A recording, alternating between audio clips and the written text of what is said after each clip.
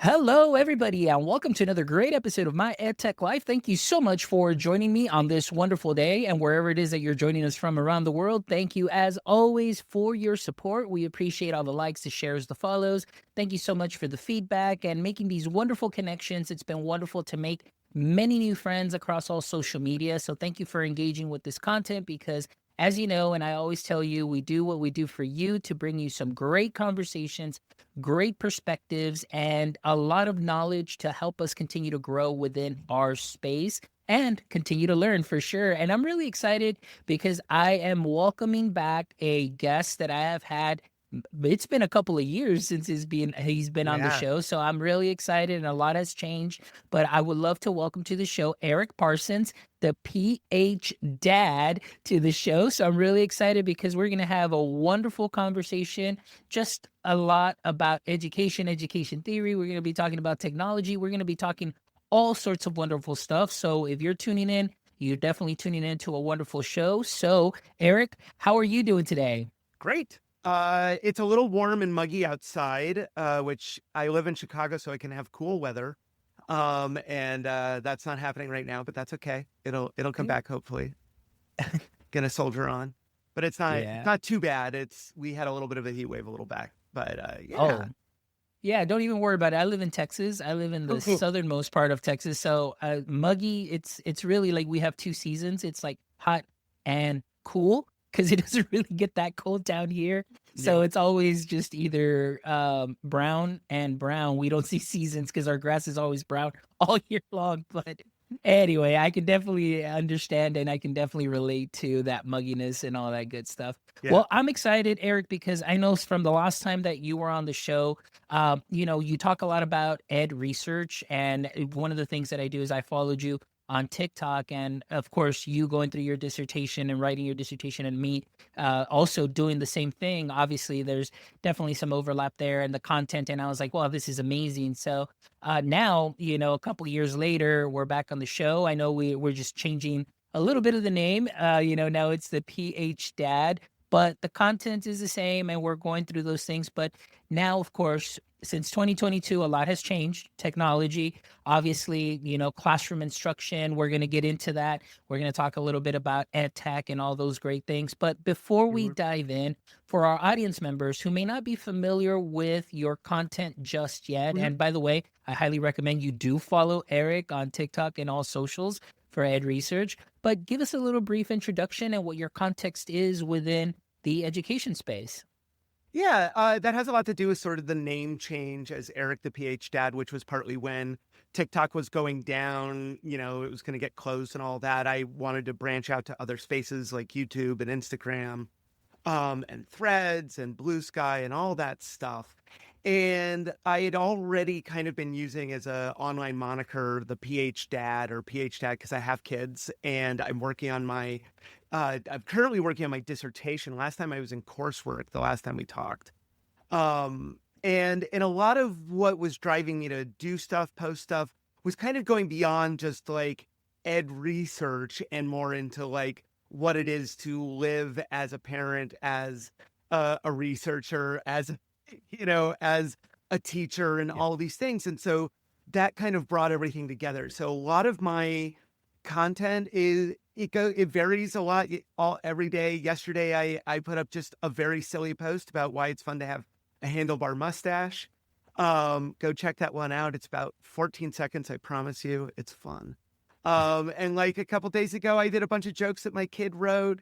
And then I also posted hey, 2 years ago, I did this post about or 3 years ago, I did this post about Betsy DeVos and why the attacks on the Department of Education are really scary. This was 3 years ago. And the idea of people getting into school boards specifically for the purpose of undermining public education and pushing forward the privatization of public spaces. So yeah, and I'll throw up research. I've got another post probably going up like today or so. That's just a quick thing about how school lunches, the research around school lunches is that if we make them universal, we know for a fact that students' learning improves and that internal school culture improves and that malnutrition decreases for the cost of feeding children, and then especially if it's universal, then you get rid of a lot of the stigma of who's on free lunch, who's on reduced lunch, who's paying for their lunch, who's bringing lunch from home, etc. Which I will tell you, as a kid who dealt with food insecurity and poverty, that sucks. So yeah, that's a range of the things just off the top of my head.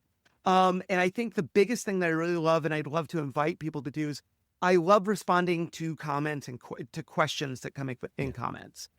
Comments and requests, really, that's what drives me to do stuff. I get very excited when somebody's like, well, what do you think about this? Or, well, I read this thing, but don't you, and even if you disagree, please, I love the disagreement. I love to complicate things. So please bring it. I love it. And you're absolutely right. Eric does a phenomenal job. As you see his post, he's either posting something and then of course he'll get a comment and he always replies.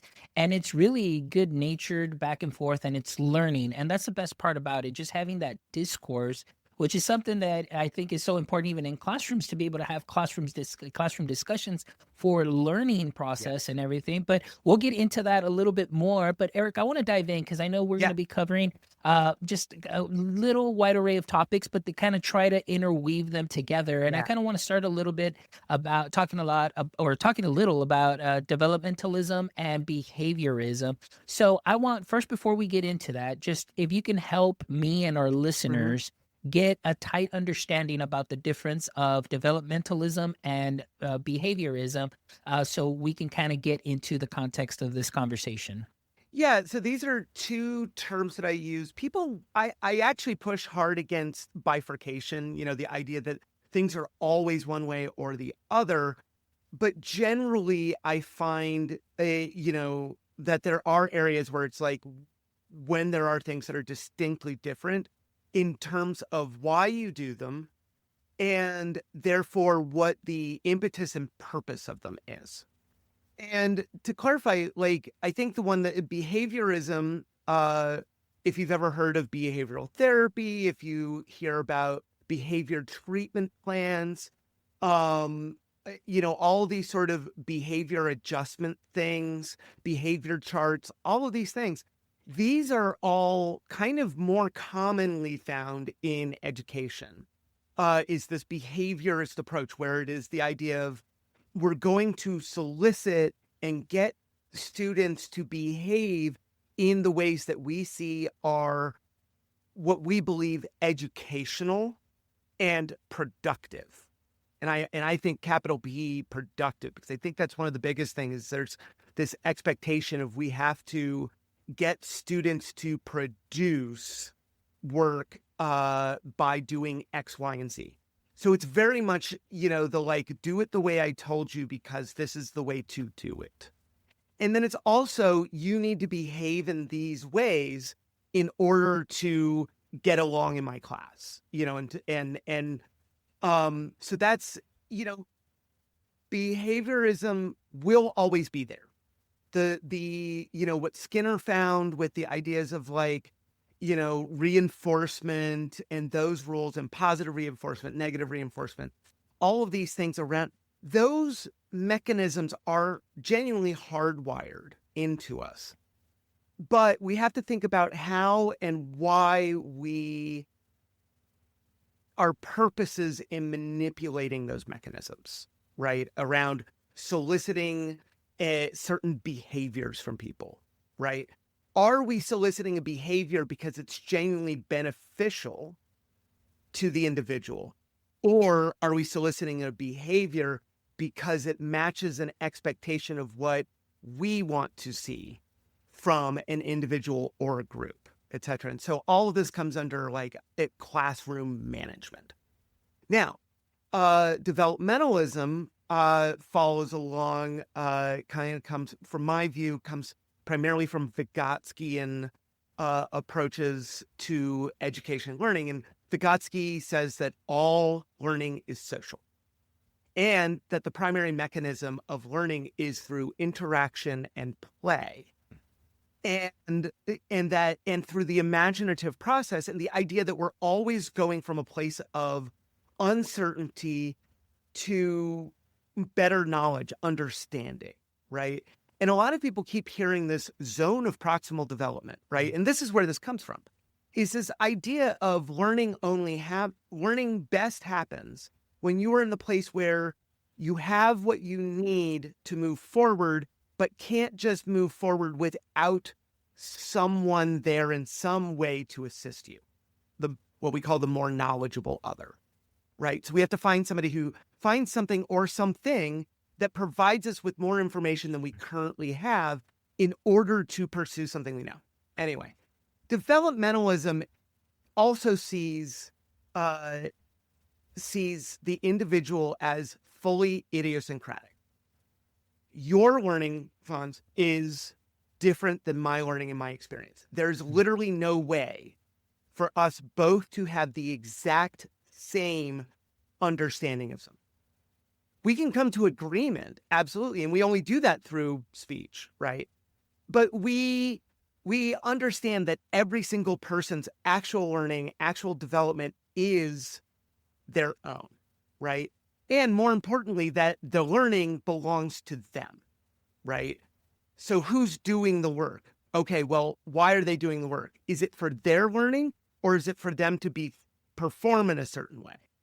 And it's not that both of those things are not entirely bad, but one of the things that happens though is we strongly externalize the process of learning when it becomes about repeat after me or do this, show me now that you can do this, as opposed to a view of learning that is fundamentally about like your personal experience and the idea that like you are the very nature of development, the nature of becoming, right, is based on this idea that you are always learning and development never ever stops, right? Because learning never stops. And with that in mind, with it being socially mediated, that learning becomes deeply about connection with self and connection with others. And from a developmentalist standpoint, that means that we're also looking at things as highly collaborative, right? Because we learn with and not just because. And so this is where I put myself very much on the developmentalist end of the world, because I thoroughly believe in the need to see every individual as having absolute value, basic human value, and a deserved basic human agency, right? Meaning some sense of self-control, self-purpose, sense of the ability to make choices, right? Agency means having the ability to make choices. It's what we often talk about when we talk about freedom, right? And my problem with the way in which we currently structure most of our curriculum is that it is inherently behaviorist. It is about managing what students do. And so what it then becomes, it's about making kids comply over collaborating with them to actually learn. So Oh, I love it. No, no, no. And this really, what you explained is, and I guess I just want to add to this. Coming into education from the outside world, coming in from marketing and advertisement, learning about marketing and sales and customer service and all of that. And then coming into education and seeing, to me, treating it kind of as a business and understanding that not every student is going to learn the same way. And going back to a little bit about what you said, that every student or every participant in the learning has value. And of course, at the end of the day, my goal is I want to sell them on the subject. But at the Mhm. same time, I know that not every student is going to learn the exact same way. And so going back to what you were saying as far as behaviorism, one of the things that has really shocked me, and it still shocks me to this day.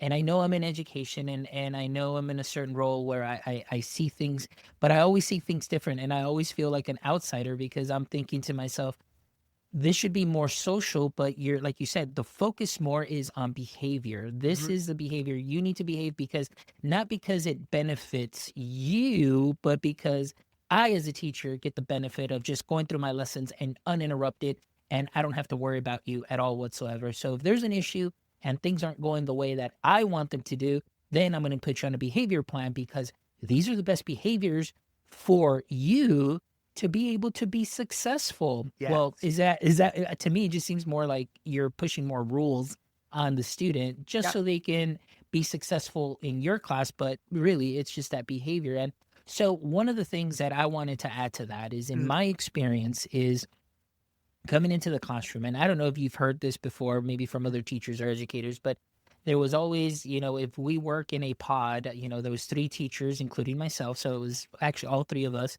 So it was weird that they would always say, like, oh my gosh, Mr. Mendoza, man, this student is just, he is off the walls. He is doing this. He is doing that. He can't sit still. Do you have those problems in your class? I'm like, no, actually, I don't. I don't. They're okay in my class. And it's like, well, what are you doing? Well, in the back, I have a desk where if he needs to stand up to just do his work, he can stand up and do his work. He doesn't have to be sitting on a chair and things of that sort, or a specific area where they feel comfortable, but that I know is going to be conducive to his or her learning.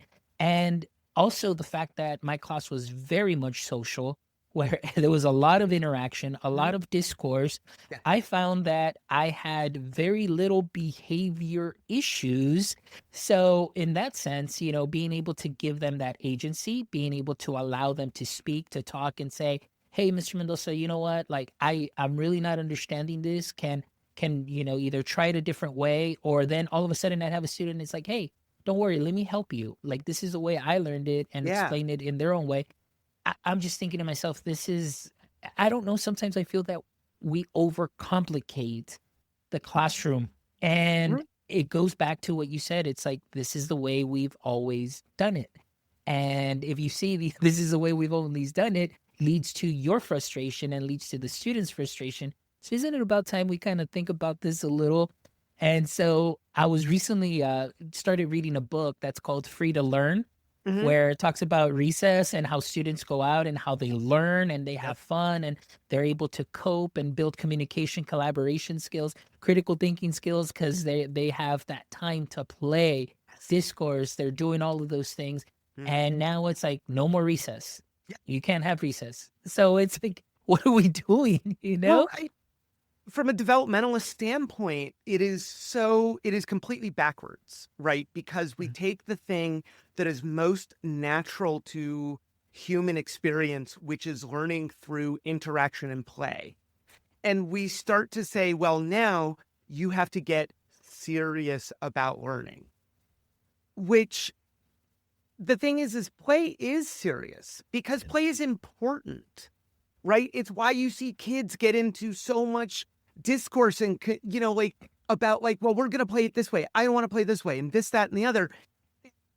Giving them, when they have that agency, they will discover that they would rather play than argue. It doesn't seem like it, but it's true. They actually would rather play than sitting around and argue because if they're sitting around arguing, then they're not playing. So it becomes everybody's responsibility to create the space of developing the activity that's happening now and that everybody is a participant because they all want to move forward Yeah. together. Is that easy? No. No. Is that simple? No. Will there inevitably be interactions and situations that are informed by lots of things from outside of that that will hamper and cause complications and conflict and problems? Yes. But does that mean we shouldn't promote that process of learning how to interact and work together towards creating something? And I love that you mentioned that because at the sort at at the foundation of my dissertation research, I'm working around the interaction of improvisational theater and educational theory and curriculum. What a lot of people in the United States, well, almost nobody in the United States knows, is that what we think of as improvisation in this country, in the US, is built off of the work of Viola Spolin, who literally wrote the book Improvisation for the Theater, right? Well, she developed all the games, all of her process, her entire philosophy of improvisation, which is actually a philosophy of learning, at Hull House, which was a social settlement project on the south side of Chicago, which was the epicenter of much of the progressive education movement, meaning, and particularly the democratic progressive education movement started by Jane Addams. Well, there, as a young person, I think she was like 18 initially. She worked with Neva Boyd, who is among the early social workers, and Neva Boyd was one of the big proponents of playgrounds. The idea that there should be spaces set aside specifically for children to play at the beginning of the 20th century. And she also wrote a book capturing all of the children's games that she could find. Actually recording, these are the games that children play. And when you go through there, you see so many of the same sort of things that you just learned as a kid because kids were playing them. You know, like without anybody going, well, here's how you play the game. They teach each other, it's, the kids who are in 5th grade one year then teach the 4th graders the game they played last year. And, forever and ever, 100 years later, they're all still playing some of the same games. But this comes back to this idea that at the foundation of the progressive education movement, which is also developmentalist, in that the idea of progression is you come in with this amount of experience, you come in with these educative experiences, things that you've held on to and reviewed and gone, yeah, I want to remember that. That's important. And then you have another experience and you're building upon that. You're progressing forward, much in the way that Vygotsky and others would say that you're developing throughout life. So yeah. And so a lot of what you're talking about really, really just resonates with all of that. Yeah, and that's something now that I want to ask you because, as after even slightly before COVID, but after COVID, I mean, it's just screen time like crazy. It's Mm-hmm. like it just seems now it's students there's a Chromebook open or some kind of device open at all times during at the desk Yep. for all subjects like all day long, and Yeah. I just feel like sometimes it's like, whoa, it's like it is as the learning engineers or teachers that we are, I mean, I understand, there is that teaching component, but does everything have to be done on screen? So I want to ask you, if you can paint me a picture of what we're just talking about, what does developmentalism look like and feel like in a tech-rich classroom? And what might be some of the things that students are doing differently? Howdy, y'all. It's Farmer Fobbs from Book Creator. Now listen up, partner. If you're wrangling lesson plans and trying to keep your students engaged, I got just the tool for you. Now remember, every student and teacher deserves a yeehaw moment, and Book Creator can give you just that.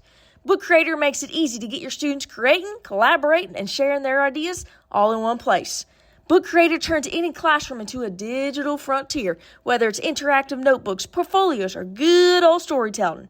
Now, did I tell you it plays nice with all the other favorite apps? Egg Smash It, I mean App Smash It with Adobe, Google, and much more to take creativity to greener pastures. So saddle up and give it a try. Use promo code MyEdTechLife for a 3-month special treat. So when this is a thing, like it requires a lot of work to rewrite what we call the hidden curriculum of the like do things in these ways, right?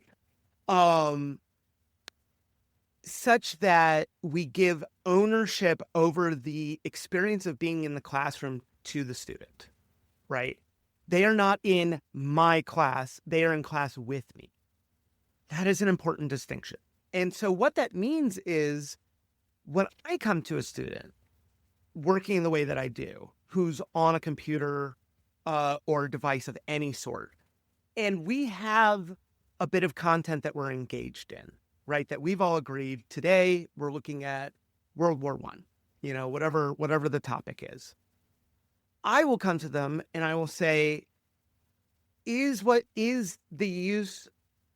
this technology actually helping you better understand what we're on about here? Is the way that you're using this technology actually helping you gain a better understanding and develop your sense of the concepts here?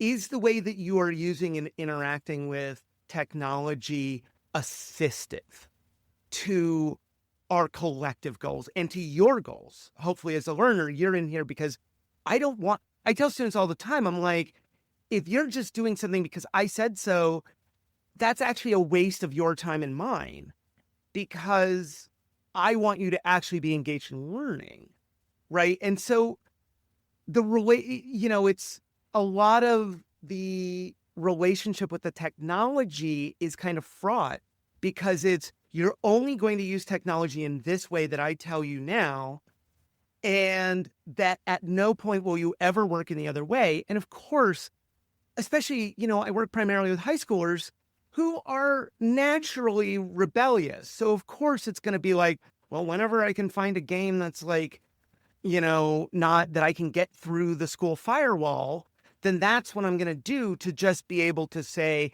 I have some control over my life, even for 2 minutes, right? Yeah. But when we frame it in this, like, this is your time and your space to do your work, and I'm here to help you. Well, as a teacher, I am there to occasionally be the more knowledgeable other. I cannot always be the more knowledgeable other because I can't be in your head. So like when I ask you as my student, Fonz, if I come up to you and I say, is the program, is the thing that you're doing now, is this helpful to you for what we are studying in this class? I don't know. Okay, well then let's figure that out. Like I can say from my experience, I'm not sure that playing, off-brand browser-based Minecraft is actually going to help you get an understanding of what the causalities of history are, right? So how can we do that? Like, is there anything on this device that's going to help you with that right now?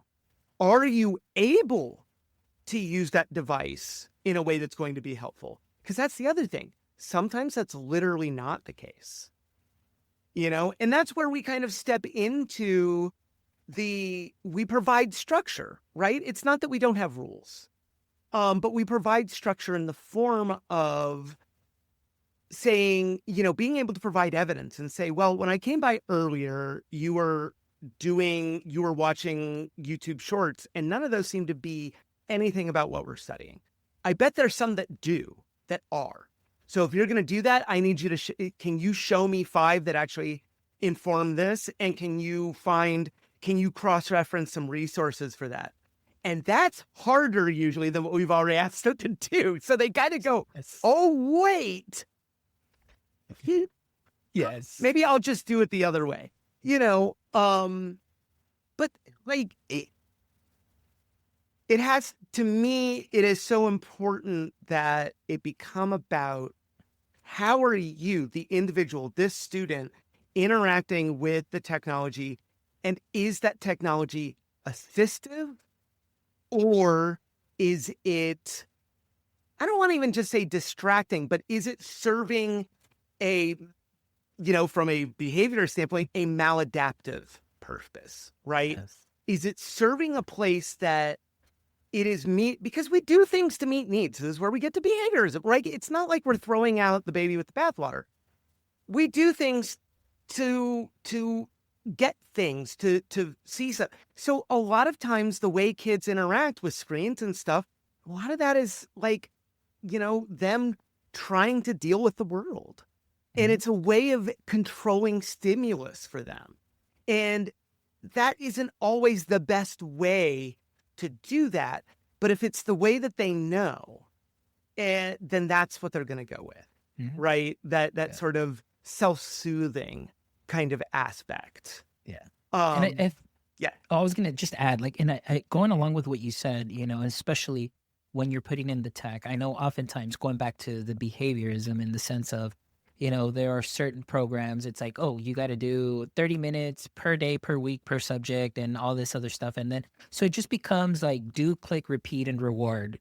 Just because you did your 90 problems or 90 additional problems for practice, so you get your little certificate there that's digital, and so it still goes along. I understand with supplementing that learning, but is it truly the way that the student is needing to learn? Because oftentimes I see it that students will just go in, they just click, click, click, click, they get their time in, they do the problems that they need to do, and there really is no teacher in the loop in the sense of, hey, let me go in and see, are there any issues? Are there any troubles? And it's usually just so automated where it's almost like there's no teacher overseeing, like, Mhm. hey, do I need to stop here and say, let's go ahead and talk as a class and do a reteach or maybe a specific group? Because it just seems like we're moving so fast that you feel, and I get it, with teachers feeling overwhelmed. It's like, well, the program will do it, and if that's what they got, that's what they got. But I feel like kind of what you said is like, hey, is this really helping you? And if it's Mhm. not, like, maybe let's see if we can figure out a different way. I love what you said, especially if they're just like into YouTube and stuff like that. It's like, hey, all right, let's see. You want to research this? Let's go ahead and let's do research this way. But I need these citations. I need this rubric. I need this. And mind you, this was something that I was doing, this will be probably maybe like 8, 9, 10, maybe 11 years ago when I was still in the classroom, and I was doing it with fifth graders where I never gave tests. I never gave tests. I would be there as a like my friend Kevin Doherty says learning engineer, being in the front, sort of engineering that initial teach and saying, okay, guys, here is what I expect at the end. And now I get to see the progress because we know that there's going to be a product at the end. And usually it's the teachers. It's like, here's the product. Okay, but what was the process? We don't Yes. focus on that process. And here, in seeing them work together in groups or individually Mhm. with that expectation of this is what I need, I like the kids they were on it, Yeah. and I got to see so many different ways of thinking. I got to learn new things that I got to share with my other students in the other classes. And when I would introduce something, especially tech related, maybe I would just teach them the little that I knew. They went off, and then after that, they would say, "Oh, Mr. Mendoza, look what I learned." So when they taught me that, by the end of the day, I looked like an expert because I already knew how to troubleshoot everything for the other students. Yeah. So kind of, and that's the way that it worked for me. But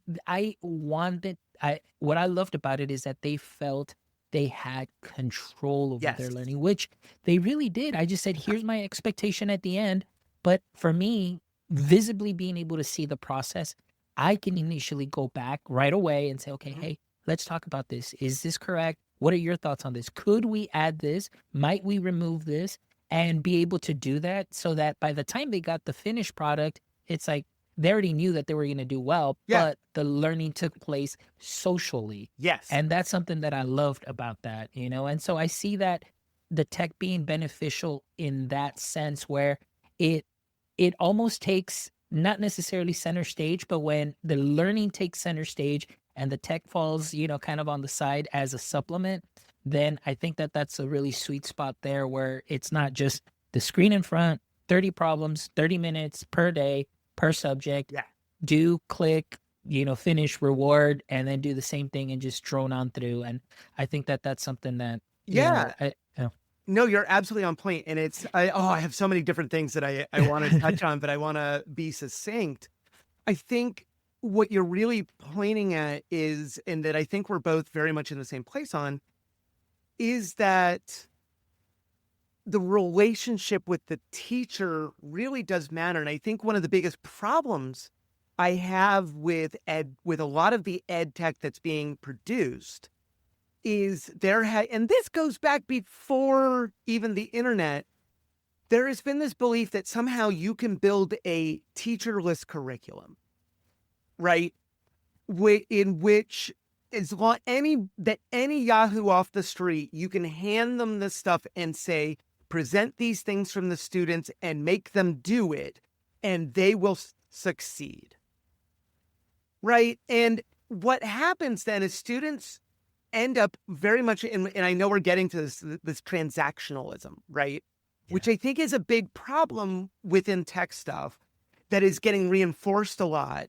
And I want to get to that, remind me to come to that. But the aspect, one of the biggest things I see, especially when we talk about like using, like you were saying, these programs where it's like, sit down, do these number of problems, show me that you've done this section, right?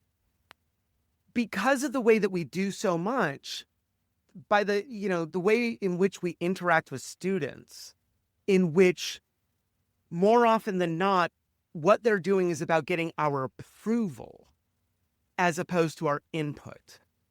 And those two things are very different, right? We can, as people who have more experience in this and have more knowledge in these areas that we're focusing on, we can absolutely provide critique. Like you were saying, you can add leading questions, be like, oh, how are you thinking about that? What's going on there? And what have you. But the problem is usually it's us going, that was right, that was wrong, that was right, that was wrong. Here's how you were supposed to do it. Go back and bring it back to me after you've done it the way I told you. That is really antithetical to internalizing a sense of learning and the learning process, like to make it your own, because it then becomes about satisfying somebody else. Well, if all you're doing is trying to satisfy somebody else, are you going to be asking higher order questions? Are you going to be engaged in higher order thinking in which you're going to come to the teacher going, so I just did this thing within the program and it told me this, but it's doing this. And I'm having a hard time figuring out where I'm going off. That's what you want students to do. That's a great interaction with the technology. That's a way to like make it so this student can be at their place that they're doing in math, and the same student in the same room can be working at the level that they're ready for and doing. But they need to be able to come to the teacher and collaborate with them. And that biggest thing to me that I'm always telling the high school students about is like, when you get to college, one of the greatest superpowers you can have is coming to class and being able to ask good questions to clarify things you don't understand. So you have to be able to figure out what is the thing that I think I'm missing? What is this area? As opposed to most often coming and going, I don't get it. What don't you get? The thing you assigned. Okay. Can you just show me again? What's the right answer? That's what they want. They want to know what the right answer is. And they're not necessarily interested in the process, which you were talking about, which brings me back to improvisation as an educational format, because it's actually a philosophy of education, the way that Viola Spolin wrote it, which I guess I didn't get to. Viola Spolin wrote the book on improvisation in the United States. Her son, Paul Sills, started Second City, as well as a couple other companies. So like the American tradition of improvisation, very much, she is the mother of American improvisation. Now, there are other variations elsewhere, but in this case, you have somebody who's explicitly talking about, in her book, about improvisation for the theater, quote, as teachers, we must constantly scourge authoritarianism from ourselves. That is not like, oh, this is just a theater thing. That is an understanding of like how we engage with learning. And improvisation requires us to be collaborative. And what's important, and I think a lot of people think of it as like pulling something out of your butt, and that's not it. The difference is, especially from behaviorist or this sort of like capitalist structuralist view, I guess. I don't know. I'm supposed to be able to come up with all epistemology, all these fancy words, but in the primary traditional system, there is this sense that the goal is to teach a teacher and students how to do things, right? Well, that's the do this, you get this, right? When she writes, and what we talk about with improvisation, you don't know how you're going to do anything. What you do know is you know who is there. You know what is going to happen. Not what is going to happen, but what is it about? You know, what are we on about? And then where are we? And that is a structure. And with that also comes how long? How long are we going to do this, right? But what you then do with your partners is you validate each other's things that they bring in, meaning that, you know, Fonz, you're going to contribute what you know or what you think you know. And then I'm going to respond to that with, oh, that is what you think you know. That is what you know. I have a different perspective that says maybe we need to look at this a little differently. Now let's problem solve together. And the how of the learning, the how of creating the project, we don't know that until that happens. It becomes the process, becomes the thing. So yeah, we're going to do a project. And I would even argue that like, we don't even know precisely what we're going to get at the end. We shouldn't. Because if we did, where would be the learning?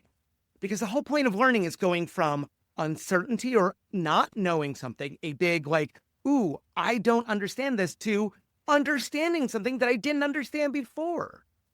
And like, so where's the eureka? Where's the discovery? Discovery matters. And so if the product that we get at the end is exactly what we anticipated, then that indicates to me personally that I have failed as a teacher. Because what it means is they're only doing they're just trying to reproduce the example I gave them. Yeah. And that isn't necessarily learning, because what that is them going, I was shown how to do this, I'm going to do the thing I was told.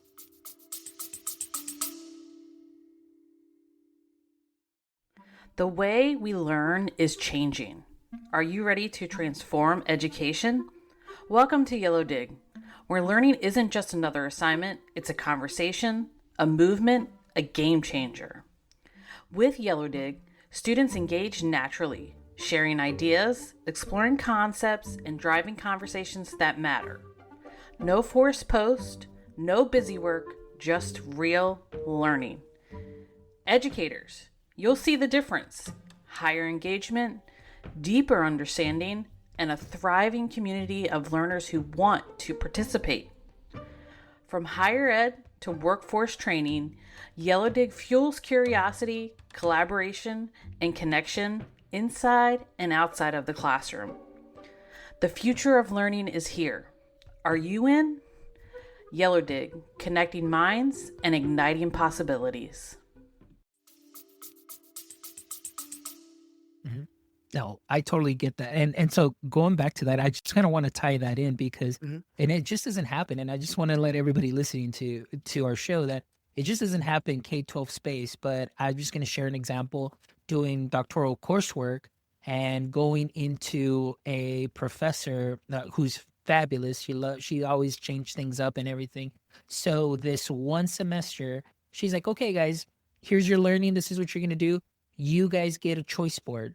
So you have to complete 6 contact hours of this and 6 contact hours of this, but here's your choices. There you go.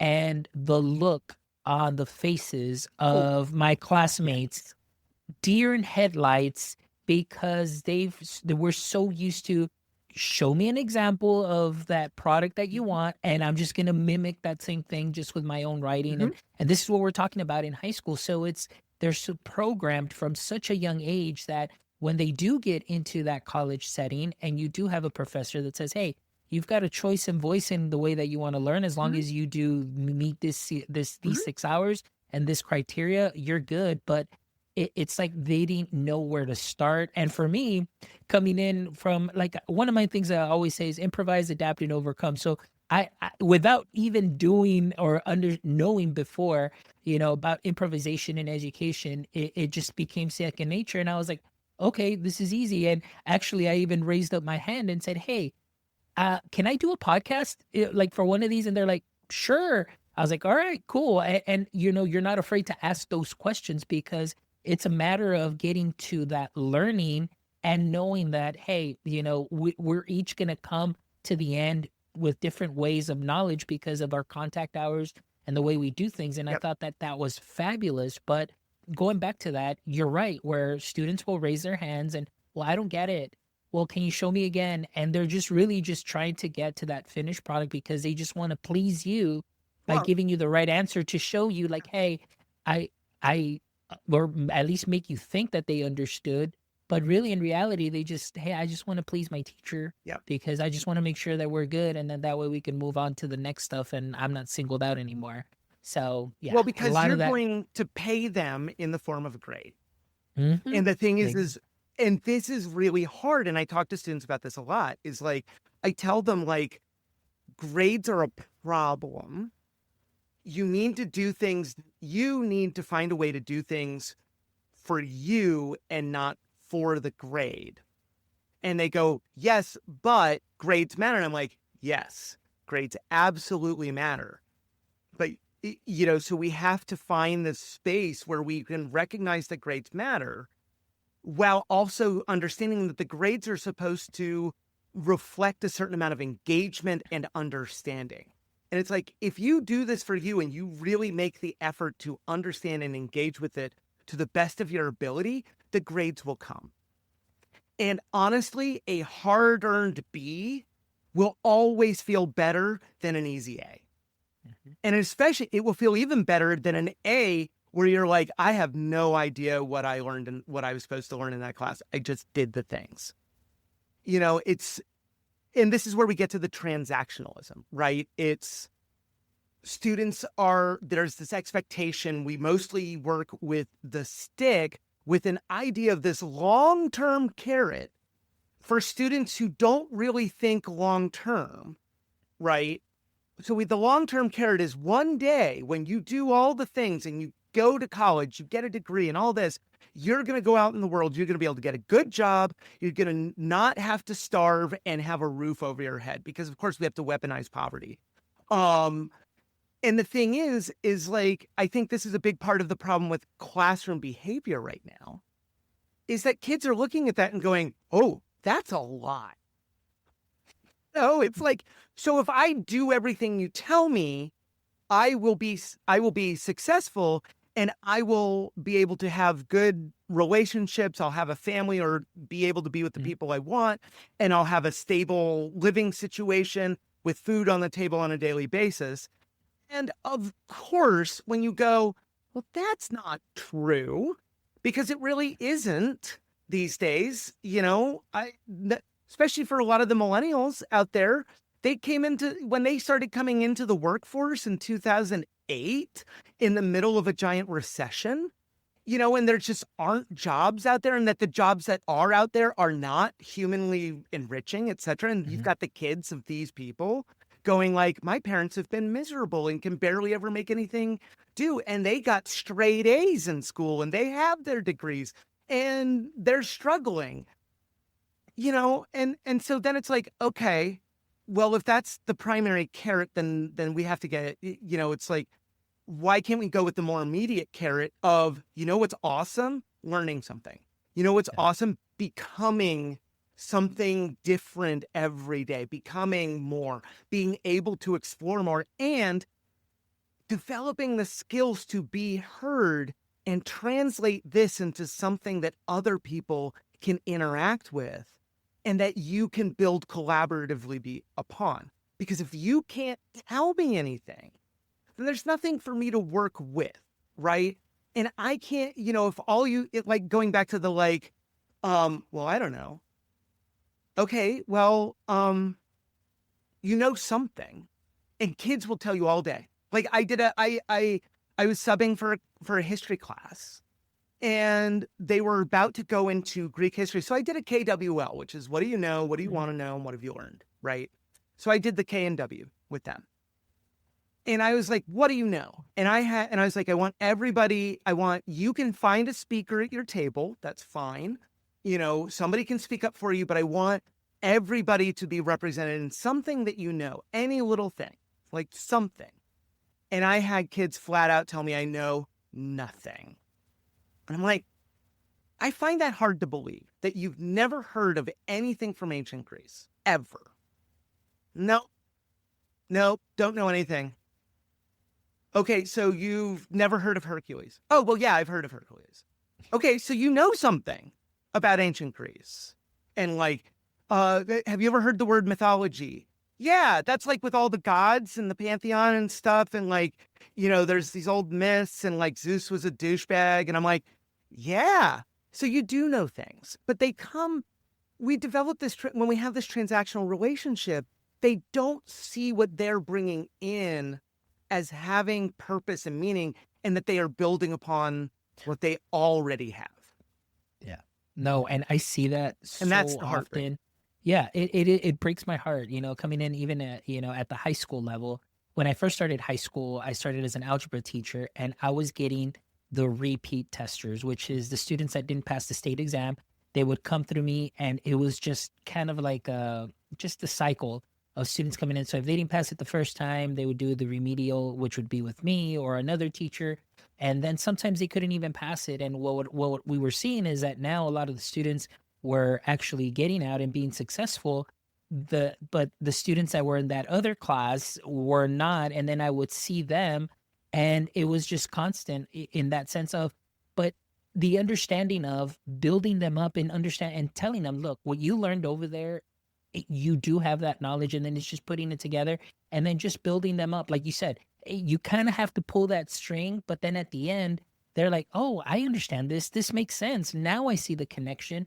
But again, it goes back to everything just being a grade, being transactional, and not really making that connection with the student, and really just kind of taking the time even just to tweak our own practice to help a student.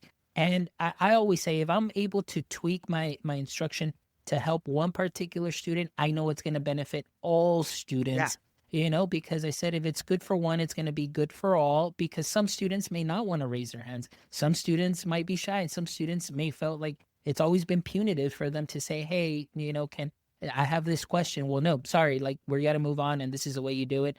And that's the way it's been. It's transactional. Well, I'm done. Here I go. As long as I get my grades, I'm good. If you learned it, fine. If you didn't, fine. And it just kind of breaks my heart.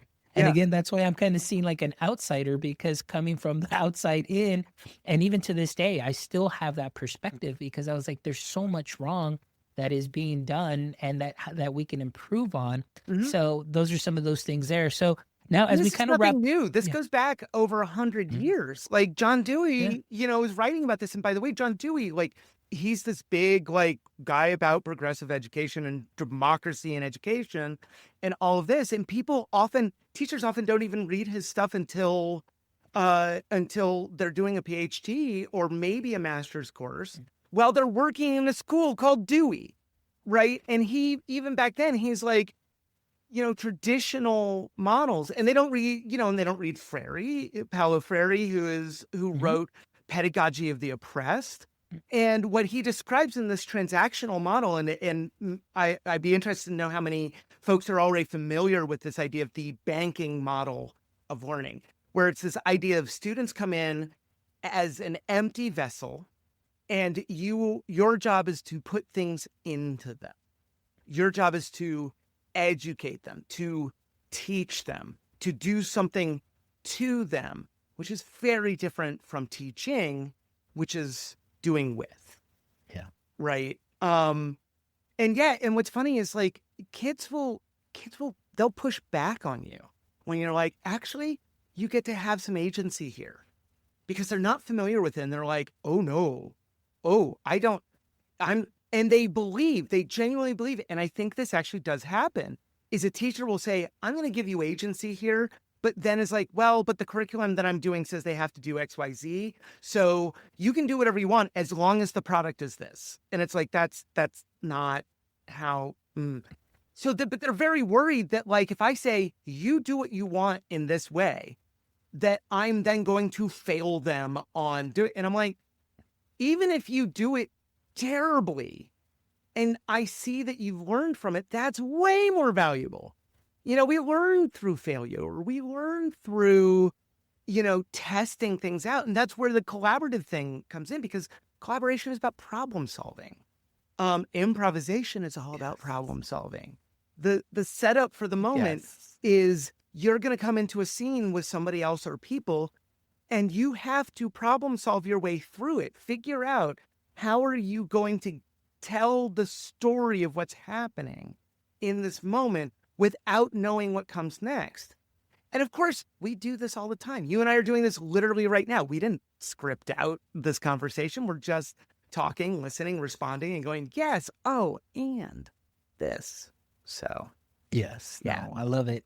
Well, as we kind of wrap up, as we wrap up, kind of, I still want to touch a little bit on this, 2022, ChatGPT, AI, Yep. AI Oh, yeah. everywhere. And so one of the things too that, in my show, I always say I'm very cautious advocate, very cautious of, because of the word, and everybody throws around the buzzwords because they are what sell. And, it's like, personalized learning and doing this. I was like, and, I've had several guests and even myself, I was like, how is this personalized learning? Like, to me, it feels like you're siloing students again to a Chromebook with a chatbot that doesn't really even know the student. And then the common theme is like, you just put IDK 3 times on that chatbot and they're going to give you the right answer.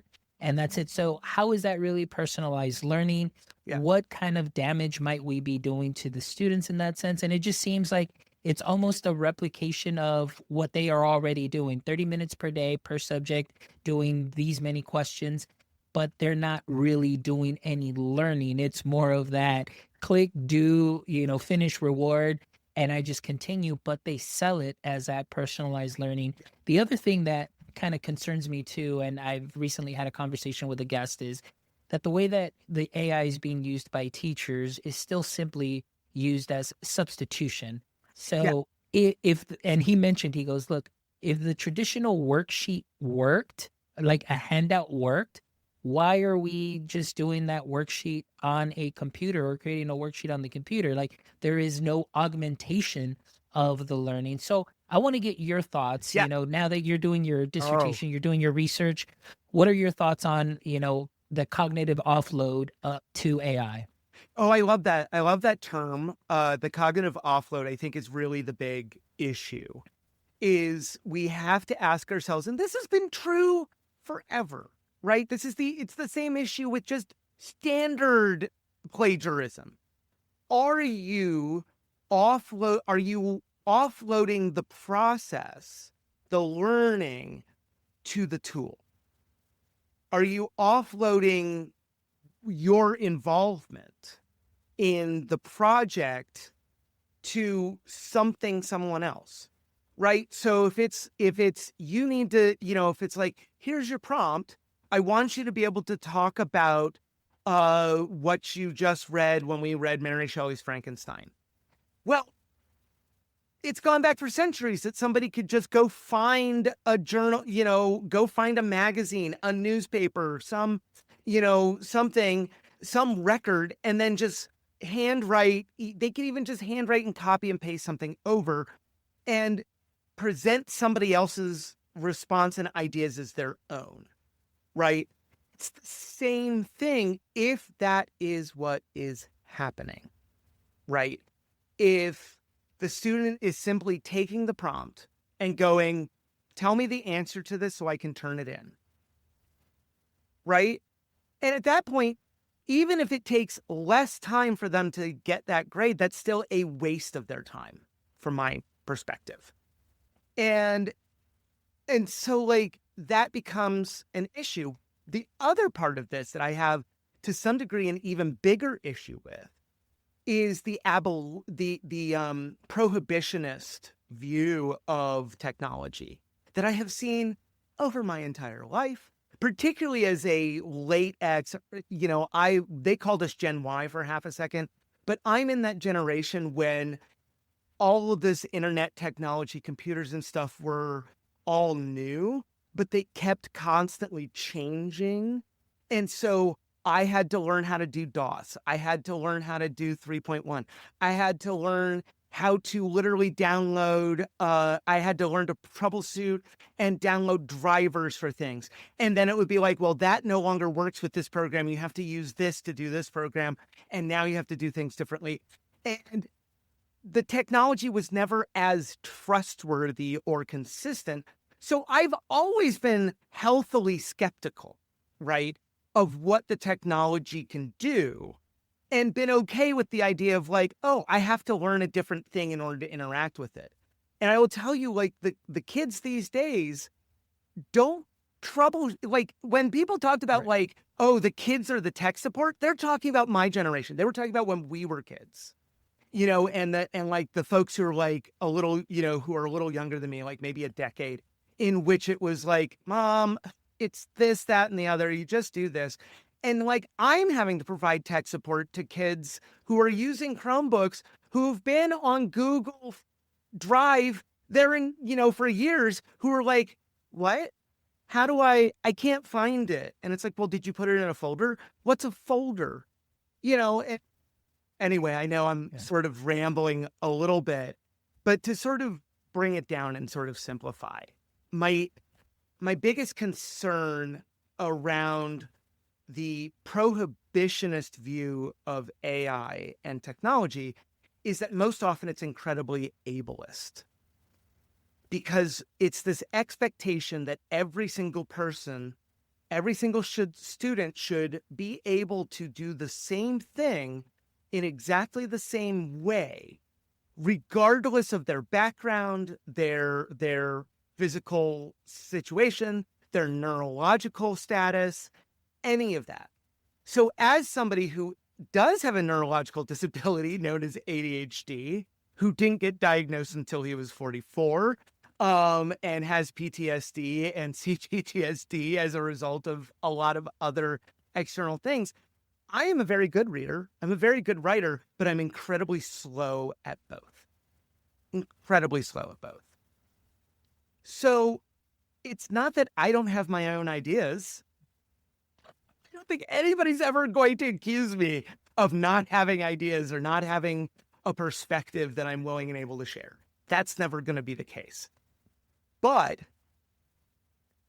and this is something where I show some of my age, I have not actually engaged with the AI stuff because I feel like it's going to take me so long to learn how to use it to meet my needs. But like, I see kids actually using it appropriately and making sure that they have their ideas put together, that they're writing stuff out, and then they're putting, but that they're focused on the concepts, on their understanding, their knowledge, and then using the program to help them figure out how they could rephrase a sentence more effectively, how to adjust their grammar, how to, maybe there's another word that you can use, and that it's bringing it into a much smoother process. That what they are now offloading is the essential non-essential work, right? The stuff that isn't actually part of the learning, but is part of a necessary part of the doing.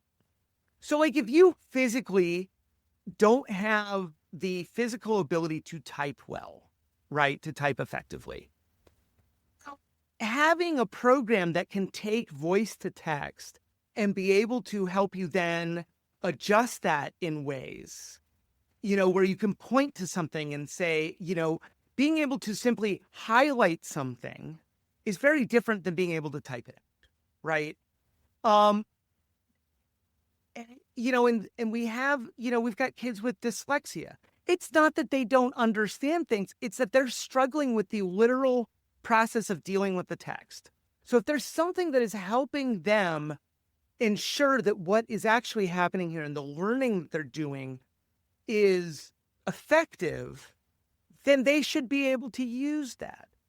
And when we make everything, getting back to the sort of transactionalism, when everything is transactional, then there's a lot less incentive or reason for students to see the technology as assistive and as a way of better understanding than as opposed to a way of simply doing so that they can get the grade that oftentimes they feel like they couldn't get if they just relied on their own perspective, because their perspective doesn't really matter. Their job is simply to provide the teacher what they expect. And if the AI can produce the thing that the teacher expects, well, there you go. There you go. I love that. And so kind of going back a little bit, to me, it just seems like a lot of the EdTech, they really don't get they say they get a lot of feedback from teachers, but I think not all teachers, because definitely we know there's different situations around the country and around the nation. But going back to that transactional aspect, I think that many companies that are out there that are kind of coming out with these chatbots for learning and everything, to me, it just seems still very purely transactional. It's like you just go in there, you do your lesson, the chatbot says yay or nay, or maybe gives you, a resource here or there. But my thing is it giving, for example, if there's two students that are studying the exact same thing, are they getting the exact same answers, the exact same resources and sources and things of that sort?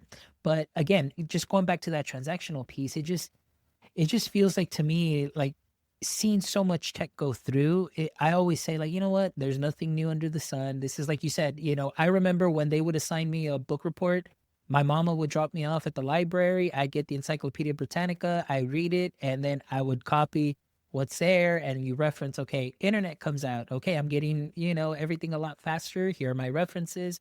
Now with AI and things of that sort, yes, there is some utility on that and those things. But for the learning aspect, I just hope that, as companies continue to grow and put these products out, that they see that it shouldn't make it just purely transactional. There should be more learning, engagement, and discourse and things of that sort, which sometimes I feel, like just no tech in the classroom. And I'm not saying completely remove it, but giving that time to just simply talk, like you said, and figure things out, and then, like you said, taking those, and I love the way you said it, taking those essential non-essentials and using that, but the learning is still taking place. The student has learned the content, they've worked through it, they've been part of it, and then those non-essentials, like, hey, you forgot a comma here, quotation marks here, citation here. There is a educator that I know that still has the students work on their citations using note cards. And that I remember back from, so they'll do note cards and everything. And even though I told her, I was like, hey, did you know that they can go here and Google, and then they click cite this for me in the Google Doc when they do the search? And she's like, yeah, but they still need to know how to do it by hand and everything. I was like, all right, find balance.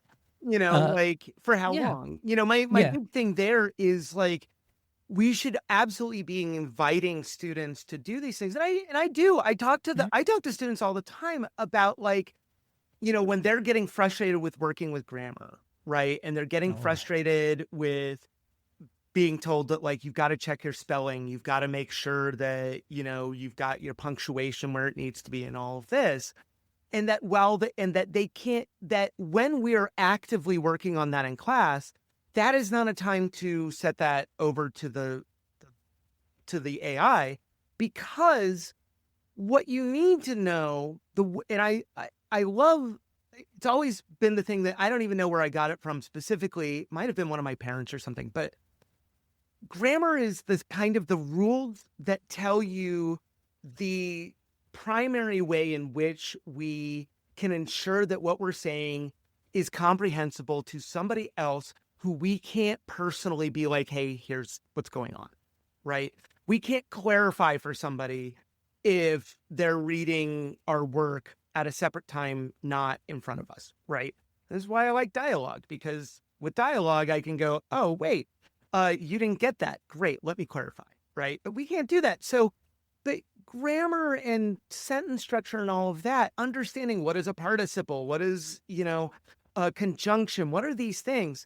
And I tell the kids, I'm like, your job is to understand how these work enough that then when you decide to break the rules, you're doing so for a reason, that you're doing so with intent, because the intent is to always be better at communicating your voice, right? And if the grammar is inhibiting that, then you go, nope, I'm doing it this way because it's going to be closer to, it's going to help me communicate what I want. But if you don't understand what the grammar is and how it functions, then you're not going to understand why, when you do something a different way, the reader goes, wait, what? He eats, shoots, and leaves? That's a great book. Each Shoots and Leaves, that's about, grammar and where the commas go, and why we use an Oxford comma. Oxford for life. But, to me, there really is this kind of issue that we have of not taking the time to actually explicitly talk about why we're doing things. Because we're in this mode of like, you need to do this. Why? Because we said so, because that's what's required, right? That's what's required. That's what the curriculum says you have to do. You have to be able to do this on this test, so you have to do this. Not, this is actually important to you so that you can have the skills to engage in these things. Algebra, who doesn't hate algebra? So many people hate, except for like math nerds. Well, I later actually like algebra because what algebra does is it literally teaches you how to solve any problem in your life, anything. Because it helps you understand how to compare and find relationships between things. What are the variables and how do you isolate the variable that you need to figure out? That's in relationships even. It's like, okay, what's going on? This person is here, they think this, and I really like them. And when we do this, that, you figure out like, what are the variables? What's going on? What are you trying to control? What's the thing that's missing? Right. But nobody told me that when I was learning algebra, and it's that kind of thing of like, do it because I said so, then means that of course people are going to offload the do it because who wants to do everything they're told when they don't know why what they're being told is what meaning it has. And the thing is after you have that time of going through, this is how the grammar and stuff works, then and this also has a lot to do with like, what is the purpose of the particular assignment? Sticking to sort of the writing, because this is where the generative AI stuff really comes in. When you really stick it, if the purpose of the writing is to explain what you understand in the themes and ideas that you're seeing in Mary Shelley's Frankenstein, then yes, grammar is going to be important and noted, but we should not be taking off points on grammar, right? We should be pointing it out and going, hey, remember this, this, this, and this. What we need to be looking at is, are you making coherent sense? Does your introduction help me understand give me a sense of where you're going? Do you have a hook? Are you catching on? Are you looking through the rubric and going, I need to get to 3 themes, right? That's the stuff that I should care about. But then kids are going to focus on the like, well, how do I make sure this is written the way that they want? And how do I make sure I do all this? And then they're just going to put it into AI when what they should be doing is writing it out as best they can and then putting it into the AI to go, hey, can you help me clean this up and help me find the grammar problems? And I've seen teachers say, oh, if I see that Grammarly's even touched this, then I'm going to give them a 0. And I'm like, are you insane? Because, and again, this gets back to the ableism, because there are kids for whom that becomes this thing that is not essential to the assignment, becomes the thing that you're saying, well, you have to have this right too. And it's like, well, let them have correction. Let them bring it to an editor. Let the AI be an editor that is helping them. And with the idea that then you go, hey, this phrasing doesn't sound like your voice, right? So I want you to like try and figure this out. For anybody who's listening right now, by the way, I think my favorite person's commentary on AI in the English classroom is Ms. Gibson on TikTok. She's really only on there. I believe she's on Threads personally, but like just like that's where she does her stuff. She is an absolute magic and joy. And she went really big. If you go back, she's got a whole playlist of like her commentary on AI. And she immediately, here she's been teaching for 30 years or something like that. And she immediately was like, well, this is the thing that's going to happen. So I'm going to have to bring it into my class, talk to my students, and we're going to have to figure out, how does this work? Where does it go? How do we not use it? How do we use it?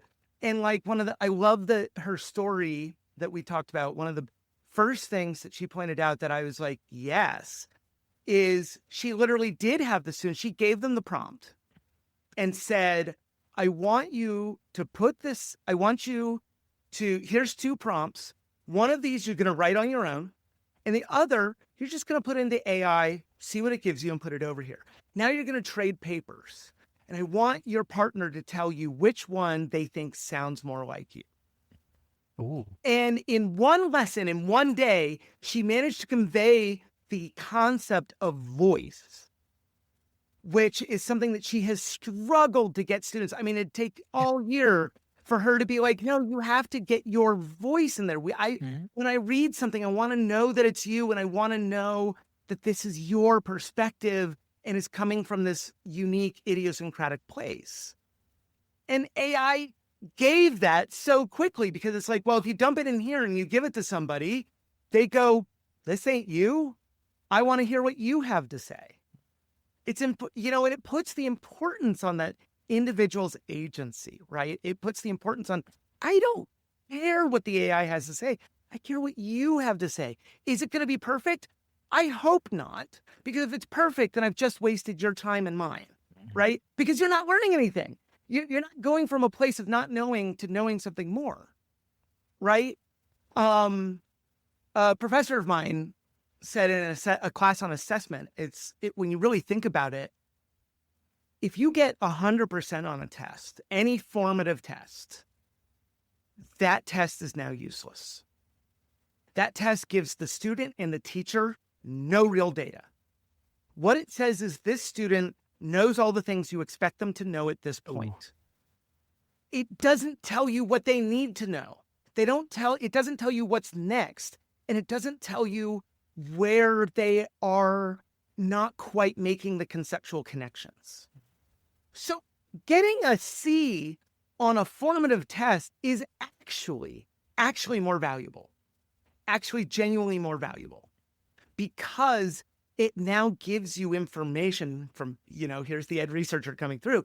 It gives us information to work with, right? It tells us, oh, this is how much you do understand. This is stuff you really do have understood. Here are the things that you're not quite on. And here's something that you haven't, that we need to go back and start at the beginning with.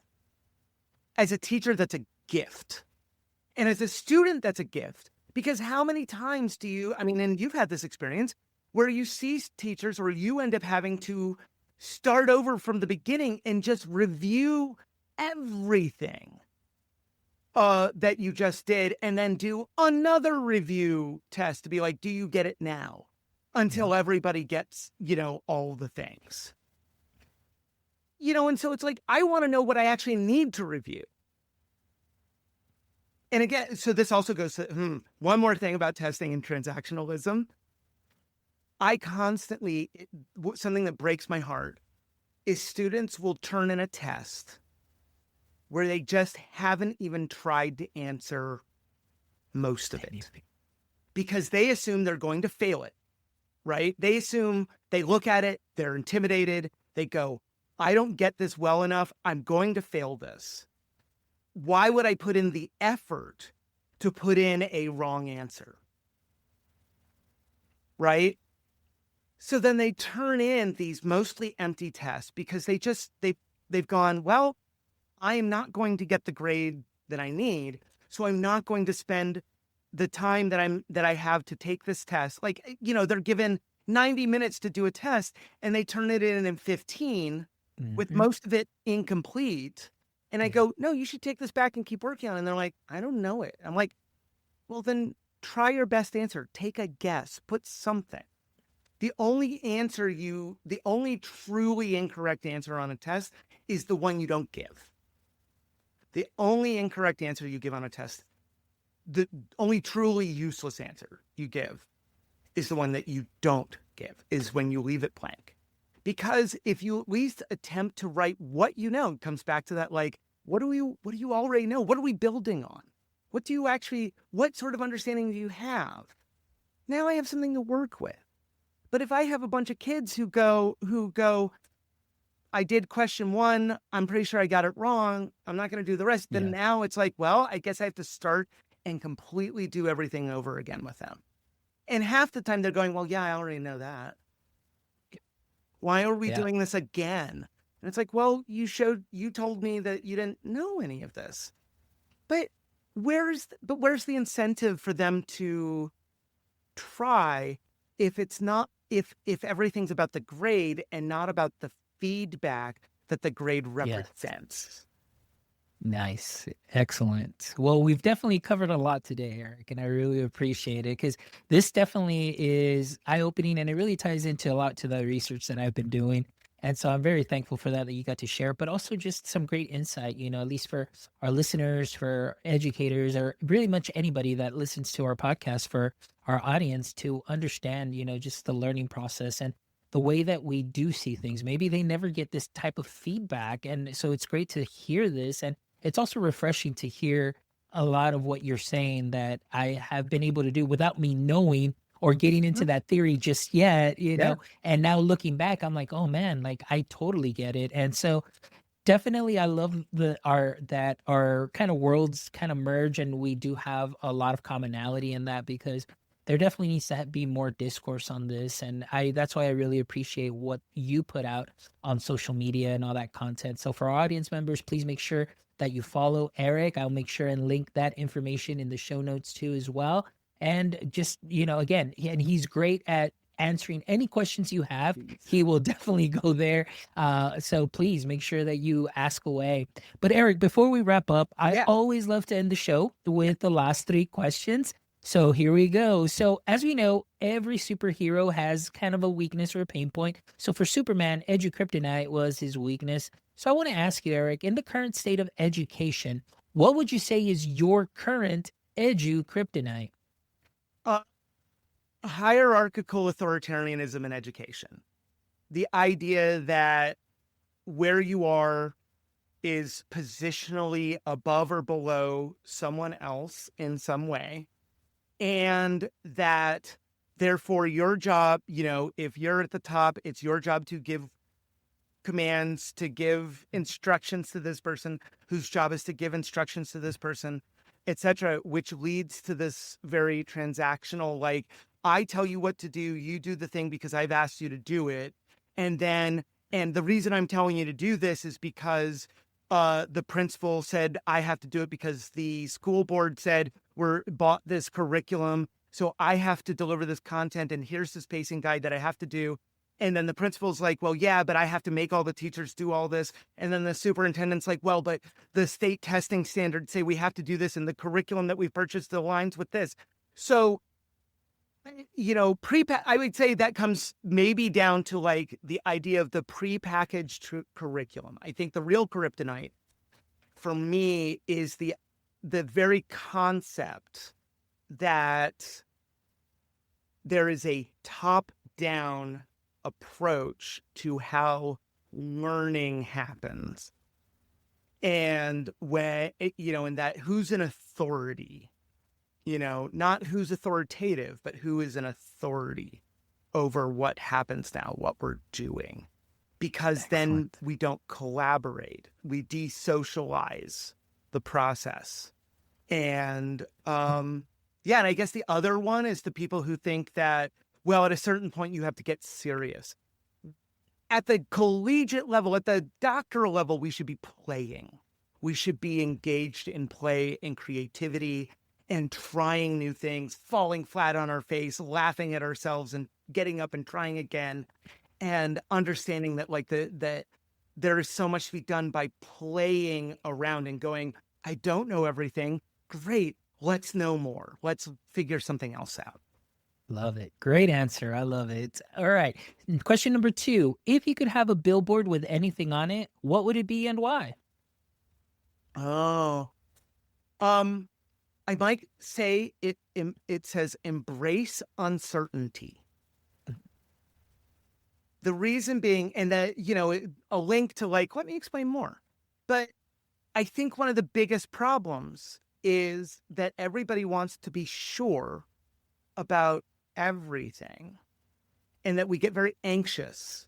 This comes back to the grading thing, right? If I don't think I'm going to get this grade, then I'm not going to do it, right? And I have to deliver this curriculum, so that means I have to do XYZ. This is the lesson plan. This is every minute of the day that I'm doing. And as long as I do that, then I'll get this.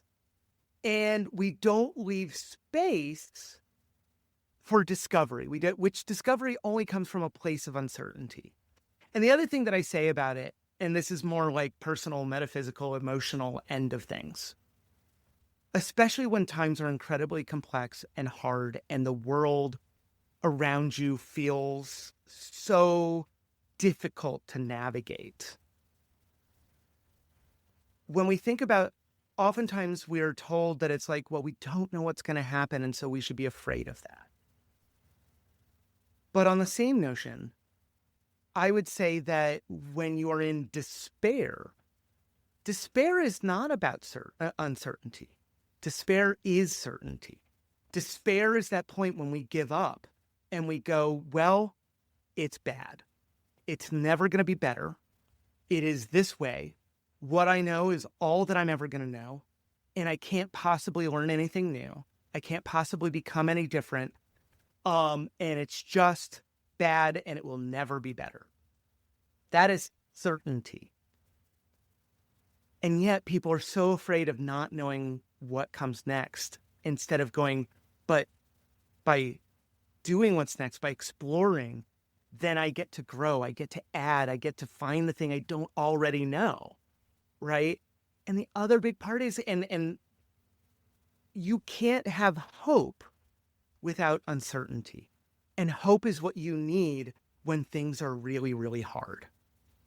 You need hope. Hope is what brings us together. Hope is what leads us and energizes us to move forward in spite of our reservations, in spite of our anxiety. But hope doesn't exist unless there's space for uncertainty, the not knowing. Because if we knew, we wouldn't need hope. So Excellent. Great billboard. I love it. And just great explanation. Thank you so much for that. All right. Last question is, if you could trade places with a single person for a day, who would that be and why? That's so hard. You know what's crazy? I think I would literally I'd try to build a cohort of people who are as far away from my experience as possible. Who, just by where they are, who they are, their background, their ethnicity, etc., that, the language they speak, etc. As long as I would have the ability to function and have some sense of their experience, I would love that. And I'd like to I don't want to pick that person. I want there to be people out there. I'd want them to volunteer to trade with me and to be able to quite literally step into somebody's shoes who's as different in their experience and what have you as possible, so that it would let me have this opportunity to literally get into the head of someone else whose perspective offers endless novelty, endless newness to my experience.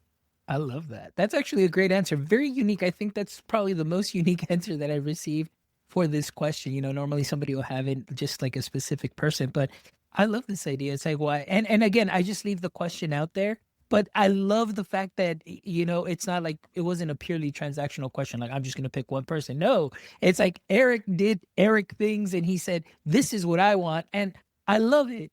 This is wonderful, Erik. Well, thank you so much, Erik. I really appreciate all Thank the you. knowledge gems that you shared. This was an amazing conversation and definitely is a bucket filling conversation for me too as well. And for all our audience members, I know that they definitely gained a lot from all of your shares. So for all our audience members, thank you so much for checking out this episode. Please make sure you visit our website to check out the other 330 episodes, all right, that we've done over 5 years, where I promise you will find amazing educators like Erik. You're going to find amazing professionals, teachers, all sorts. And I promise you, you're going to find some knowledge nuggets there that you can sprinkle on to what you are already doing great. So thank you as always for all of your support. And I want to give a big shout out to our sponsors, Book Creator, EduAid, and Yellow Dig. Thank you so much for believing in our mission and allowing us to bring these episodes and again, continue to help our education space continue to grow. So my friends, until next time, don't forget, stay techie.